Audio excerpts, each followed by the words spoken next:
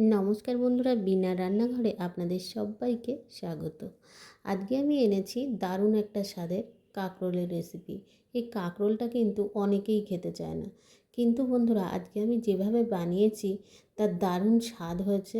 তোমরা একবার বিশ্বাস না করলে একবার রেসিপিটা বানিয়ে খাবে, তাহলে বুঝতে পারবে। প্রথমে রেসিপি বানানোর জন্য এখানে দেখো 3খানা কাঁকরোল নিয়েছি।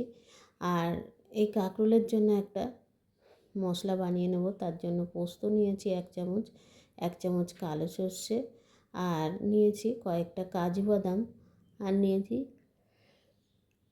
কাঁচা লঙ্কা, আর কয়েকটা আদার টুকরো। এবার আমি শিলনোড়াতেই পেস্ট করে নেব। তার আগে দেখো এখানে আমি কাঁকরোল 3টে ভালো করে গা আঁচড়ে কিন্তু পরিষ্কার জলে ধুয়ে আমি এইভাবে কেটে নিয়েছি। এবার লবণ হলুদটা মাখিয়ে নিয়ে আমি একটু রেখে দেব, তাতে কিন্তু একটু নরম হয়ে যাবে।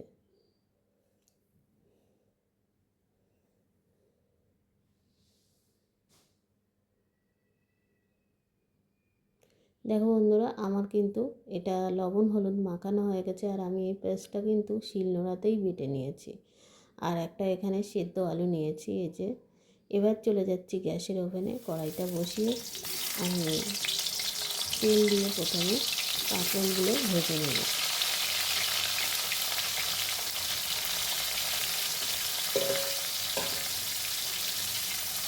বন্ধুরা দেখো এখানে কিন্তু কাঁকরোলগুলো আমি একটু ভালো করেই ভাজবো।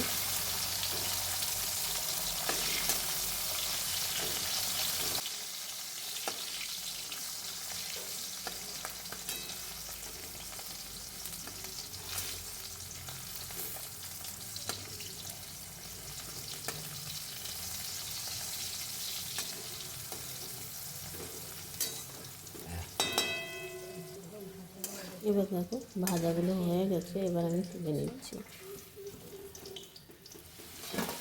এবার বাকি কাঁকরোলগুলো আমি এইভাবে ভেজে নেব।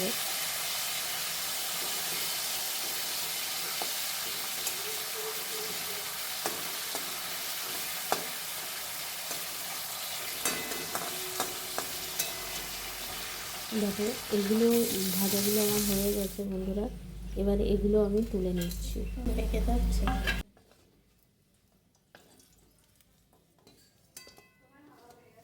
এবার এতে যে তেল আছে তার মধ্যে আমি আর 2 চামচের মতো তেল দেব। 2 চামচের মতো তেল দিয়ে দিচ্ছি এখানে দেখো। হ্যাঁ, এবার আমি এখানে দেব একটা শুকনো লঙ্কা আর 1 চামচের মতো কালো জিরে। এবার শুকনো লঙ্কা আর কালো জিরে থেকে একটা সুন্দর গন্ধ ছাড়লে এখানে যে মশলাটা আমি পেস্ট করে রেখেছিলাম শিলনোড়াতে সেটা আমি দিয়ে দিলাম।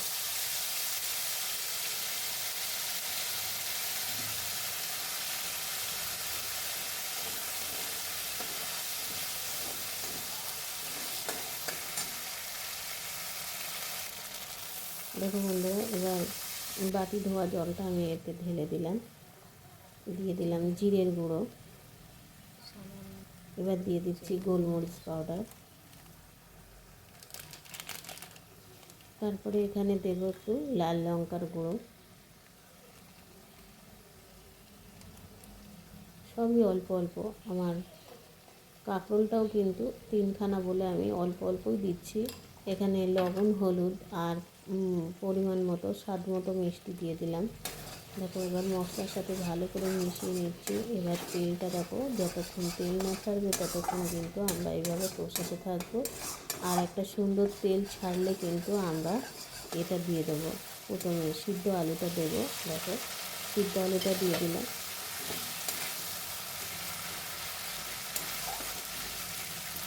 সিদ্ধ আলুটা মশলার সাথে একটু কষিয়ে নিচ্ছি।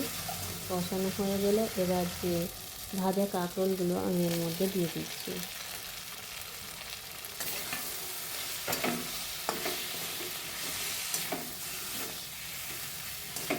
এবার দেখো বন্ধুরা, সবগুলো কিন্তু আমার মশলার সাথে মেশানো হয়ে গেছে। এবার গরম জল দিয়ে দেবো ওপর থেকে।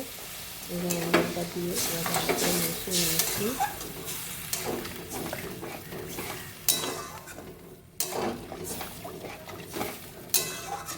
মেশানোটা হয়ে গেছে, এবার আমি 15 মিনিট ঢাকা দিয়ে রাখবো। 15 মিনিট পরে আমি ফিরে আসছি। দেখো একদম কাঁকরোলগুলো কিন্তু একদম নরম হয়ে গেছে, খেতে কিন্তু দারুণ মোমের মতো গলে গেছে কাঁকরোলগুলো। এবার সামান্য একটু গরম মশলা দিয়ে আমি নামিয়ে নেব। বন্ধুরা, রেসিপিটা যদি একটু ভালো লাগে তাহলে প্লিজ একটু শেয়ার করো। আমার প্রায় 4 বছর হতে গেল আমার রেসিপি বানাচ্ছি, কিন্তু কোনো ভিউজ সেরকম আসছে না। বন্ধুরা, রেসিপি বানালে যদি ভিউজ না আসে তাহলে সত্যিই খারাপ লাগে, তোমরা তো এটা বোঝো। দেখো বন্ধুরা, আমি এই পরিবেশন করে দেখাচ্ছি, কত সুন্দর হয়েছে দেখলেই বুঝতে পারছো। খেতে কিন্তু অসাধারণ হয়েছে, তোমরা একটু বানিয়ে প্লিজ খেয়ে দেখো। আর তোমরা ভালো থেকো, সুস্থ থেকো। রেসিপিটা ভালো লাগলে লাইক, কমেন্ট, শেয়ার করো। ধন্যবাদ।